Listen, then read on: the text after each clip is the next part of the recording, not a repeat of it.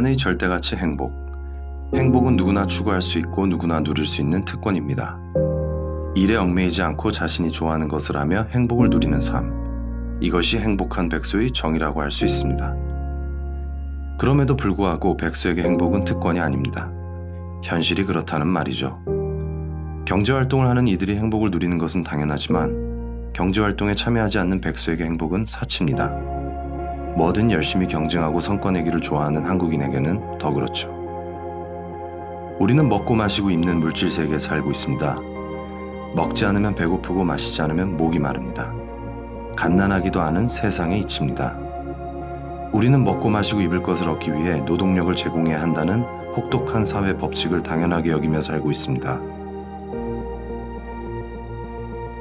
세르비아계 오스트리아인 니콜라 테슬라. 그는 현대 인류의 소모적 생산 방식과 삶의 의구심을 품었습니다. 석탄이나 석유를 태우지 않고도 무한으로 에너지를 공급할 수 있다고 주장했습니다. 하루에 4시간만 일하고도 행복하게 살 수 있는 세상을 만드는 데 필요한 제안이었죠.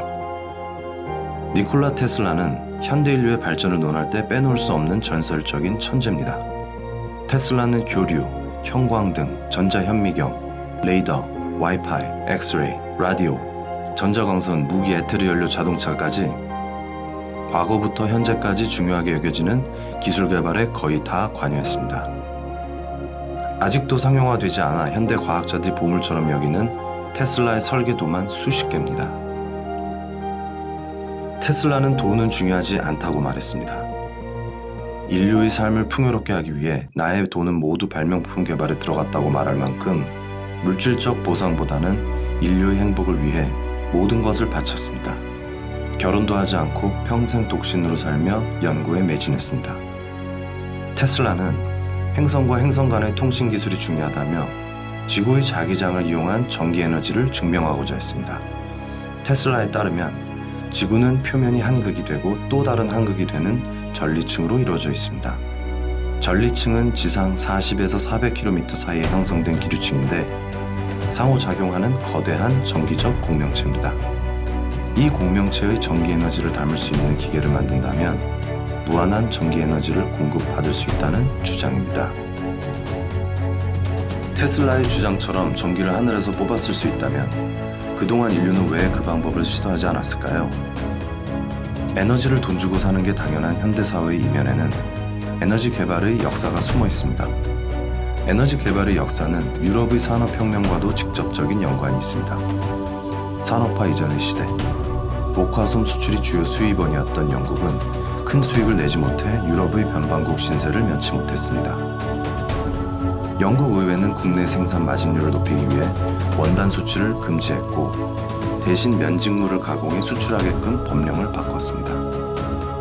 영국의 기술자들은 2차 가공품의 생산량을 늘리기 위해 증기터빈을 개발했습니다.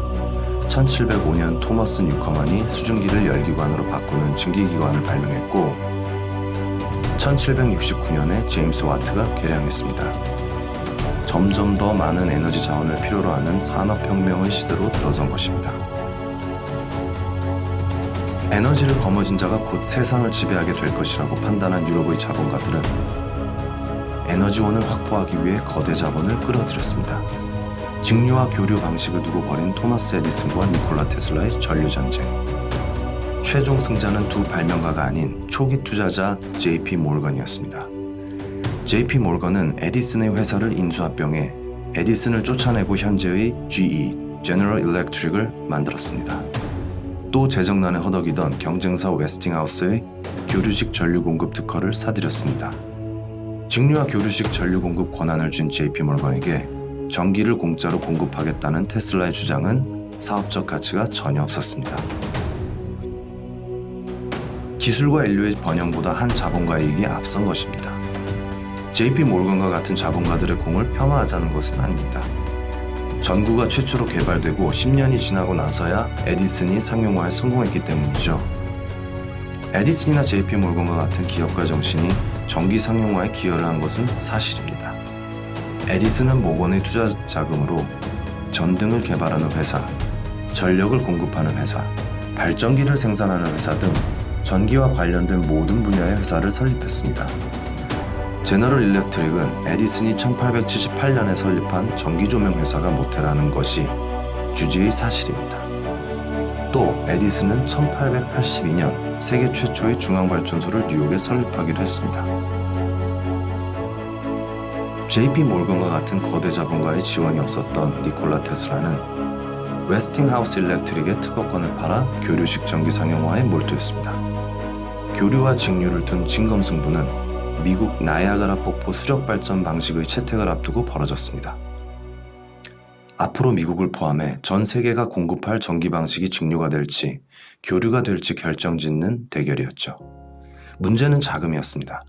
에디슨을 지원하던 JP 몰건의 자금력에 비해 턱없이 부족했던 테슬라는 특허권을 웨스팅하우스에 팔면서 수익 배분 계약서를 포기하는 강수를 두며 많은 투자자들의 참여를 이끌어냈습니다. 결국 1893년 국제 나이아가라 폭포위원회가 웨스팅하우스의 교류 방식을 채택하며 테슬라는 에디슨과의 전류 전쟁에서 승리했습니다. 승리는 했지만 공익을 위해 자신의 수익을 포기한 테슬라는 연구를 이어갈 돈이 부족했습니다. JP 몰건으로부터 15만 불의 후원금을 받았지만 목표가 다른 둘은 곧 이별했죠. 테슬라는 무한에너지 공급 프로젝트를 위해 테슬라 타워를 건설하는 등 총 700개의 발명과 4,000개의 발명 작업에 참여했습니다. 하지만 특허권과 관련된 소송에서 지거나 연구소가 불타는 등 악재가 잇따랐습니다. 모든 것을 발명했지만 모든 것을 내려놓은 테슬라. 그는 노년까지 자금난에 허덕였습니다. 테슬라가 남긴 아이디어 노트에는 상용화되지 못한 설계 도면으로 가득했습니다. 노년의 환상, 환청이 들렸고 비둘기와 대화를 나누는 등 기이한 모습을 보였다고 합니다. 미국의 산업화 시대를 풍미했던 천재 발명가는 그렇게 뉴욕의 한 호텔 방에서 홀로 사망했습니다. 순수 과학자의 삶을 살았던 니콜라 테슬라의 꿈, 무한에너지는 만질 수 없었던 신기루였을까요? 테슬라의 어록을 마지막으로 이번 영상을 마치도록 하겠습니다. 모든 사람들은 어떤 종류의 위대한 힘이 있다는 것을 알 필요가 있다. 우리는 자신의 행동을 지지하고 행복하게 하는 그런 이상을 가져야만 한다. 그런 자신의 이상이 예술, 과학 또는 어떤 다른 것에 있다고 해도 이것은 어떤 물질적인 것이 아니다. 오로지 이 힘이 물질적인 것이 될 수 없다는 것이 중요하다. 이 힘은 인간 자체가 평화롭게 존재하는 데 필요한 것이다. 니콜라 테슬라.